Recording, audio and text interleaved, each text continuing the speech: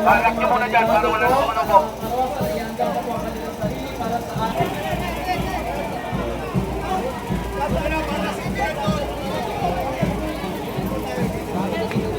Doon na lang, patasin mo na lang doon. Doon na lang, patasin doon. Dali na, lalabas na si Antonio. Bibilis.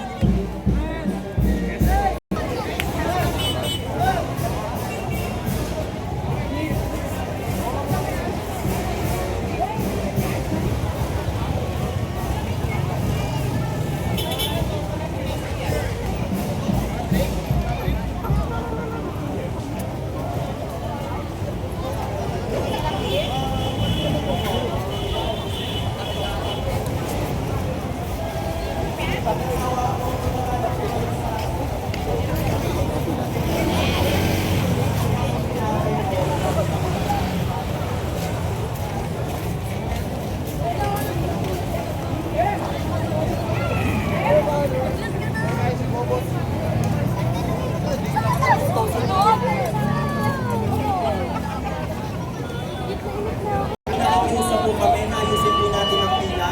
Hindi po kami makakapagbigay po ng pinapayang na hindi po maayos ang pila at ang pila. Maraming salamat.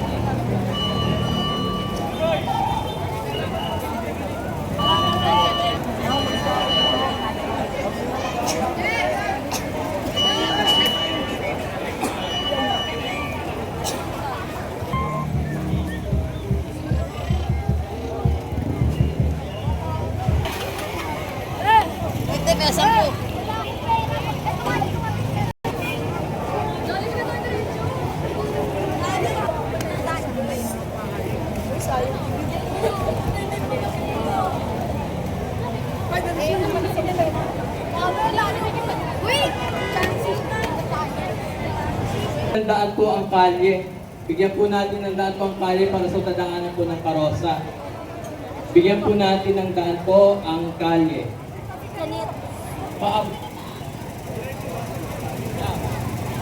Bigyan po natin ng daan ng kalsada.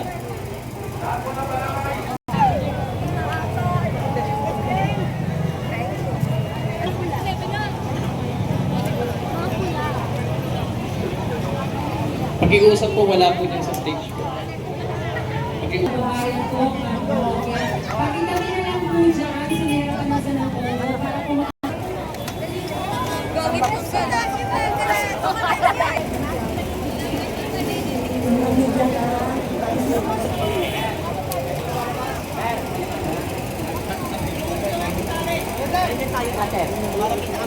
Magandang gabi, Singgalong!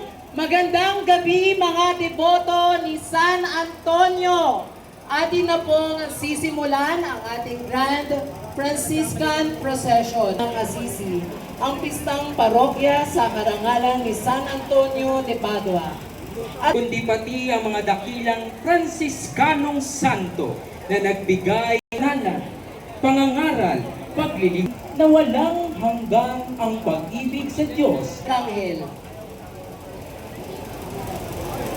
Si San Miguel Arkanghel ay kilala bilang pinuno ng mga anghel na lumalaban sa kasamaan at tagapagtanggol ng simbahan.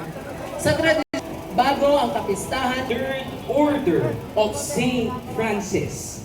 Kaya't may tuwirang kaugnayan siya sa orden ng mga Fransiskano.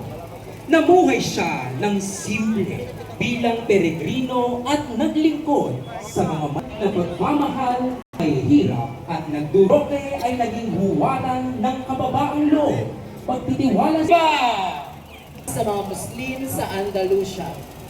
Mahalaga ang kanyang kaugnayan sa Franciscan Order dahil siya mismo ay sumapi sa Third Order of St. Francis na nagpapakita ng kanyang kababaang loob at debosyon sa espiritu ni San Francisco ng Assisi sa pamamagitan ng kanyang pamumuno at pagiging kasapi ng Third Order. Si San Fernando ay naging huwaran na pamumuno na nakaugat sa pananampalataya. At Leon, ipanalangin mo kami. Ang imahe ni San Fernando ay nasa pangangalaga ng San Fernando de Dilao Parish sa Paco, Manila sa pamumuno ng Sunny C. Declaro. Kasama ng kanilang delegasyon at mga sumusunod Family and Life Ministry. Viva San Fernando! Viva! Ating salubungin ang ika-4 na santo, San Juan Maria Vianney. Si San Juan Maria Vianney, kilala bilang Pure de Ars, ay simpleng pari na buong puso ang nag-alay ng kanyang buhay sa paglilingkod sa Diyos at sa sisi sa kumpisado, mahigpit na disiplina at malalim na debosyon sa panalangin. Siya ay sumapi sa Third Order of St. Francis na nagpatibay sa kanyang pamumuhay ng kahirapan, kabanalan at paglilingkod sa kapwa. Pumanaw siya noong Agosto 4, 1850 at hinirang na santo ni Papa Pio XI noong 1925. Lahat ng kabarian, San Juan Maria Vianney. Ang imahe ni San Juan Maria Vianney ay nasa pangangalaga ng St. John Mary Vianney Parish sa Barangay Sembo, lungsod ng Taguig, sa pangunguna ng kanilang pura paroko, Reverend Alang Delegasyon.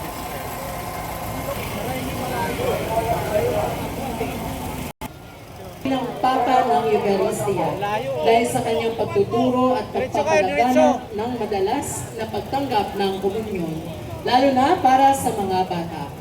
Kilala rin siya sa kanyang paglaban sa modernismo at sa pagtataguyod ng malinaw na katuruan ng simbahan. Siya ay sumapi sa Third Order of St. Francis na nagpatibay sa kanyang pamumuhay ng kababaang loob, kapayakan at paglilingkod, mga birtud na kaayon ng halimbawa ni San Francisco ng Assisi. Pumanaw siya noong 1940 at hinirang na santo noong 1954 ni Pope Pius XII. At hanggang ngayon ay nananatiling huwaran ng pananampalataya at pamumuno sa simbahan. San Pio de Chimoy, panalangin mo kami. Ang imahe ni San Pio de Chimo ay sa pangangalaga Chimo! Viva!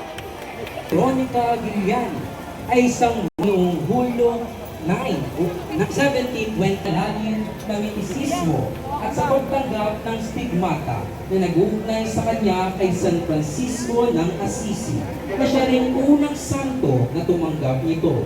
Sa loob ng monasteryo, nagsimula siya bilang isang simpleng madre na naglingkod sa kusina at infirmary sa kanyang kabanalan at pamumuno. Kinanonisya siya noong 1839 sa Tondo, Maynila kasama ang kanyang mga delegasyon. Viva Santa Veronica! 1463 bilang lady ang marangyang buhay upang mamuhay sa simplicity at kabanalan.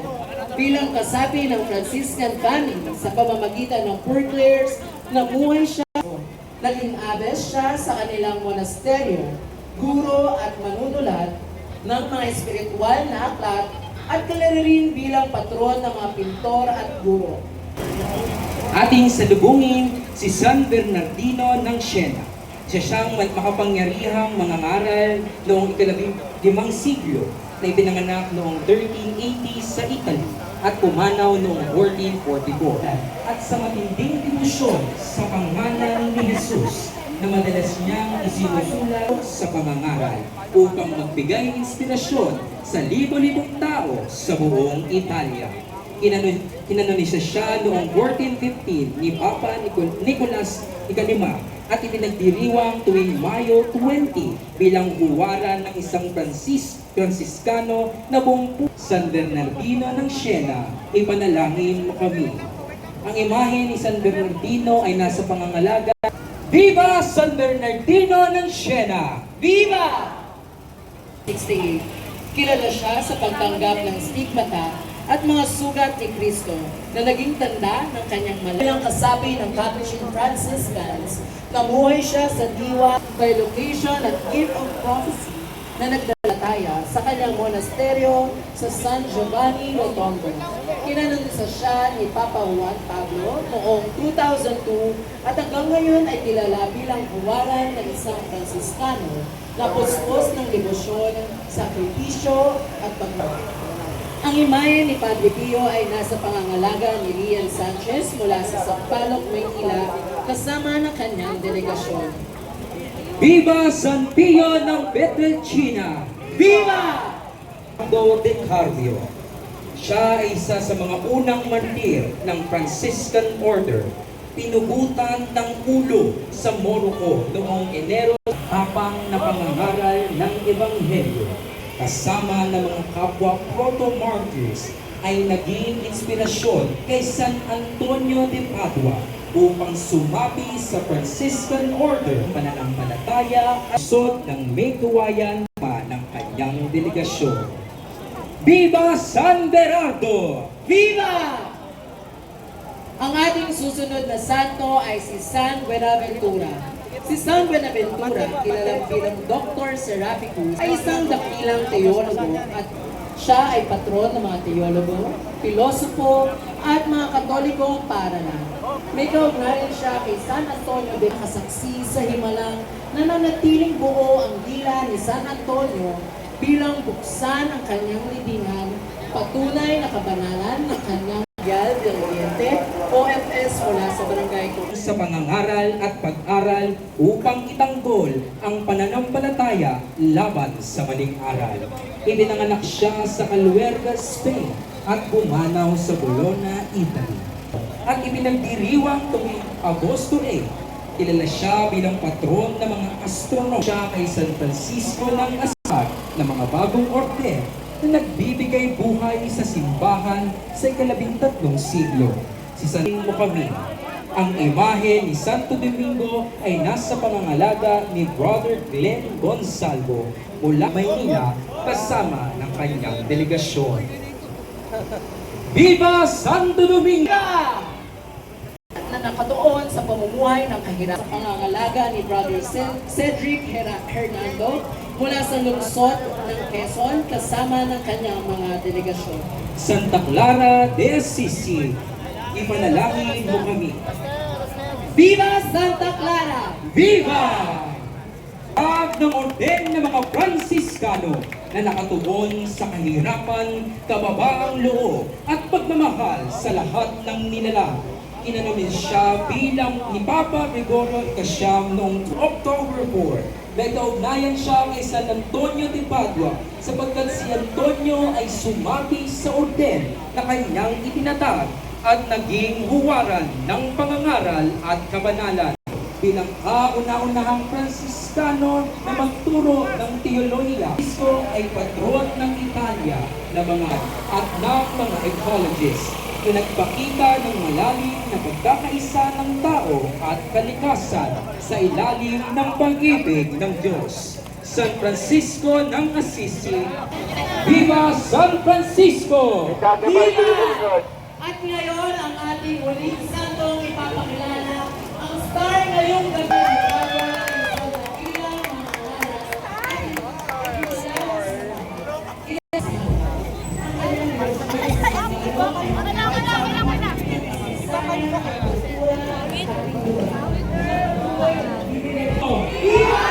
Viva San Antonio! Viva!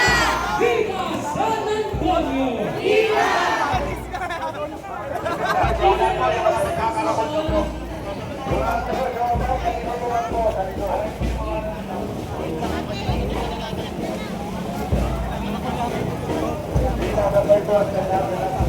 dito na po nag-aaral. Yung panukit ko natin. Ay, ng gabi.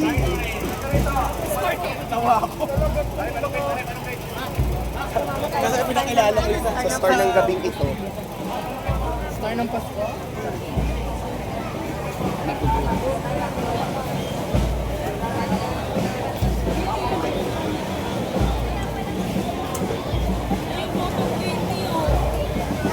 Wala akong mali.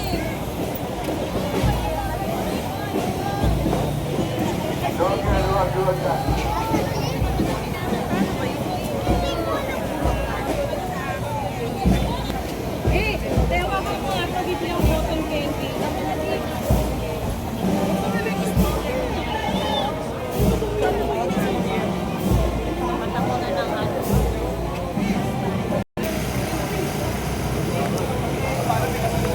Bate na, bate, bate. Tawa, nagdilak tawa na, bate, bate.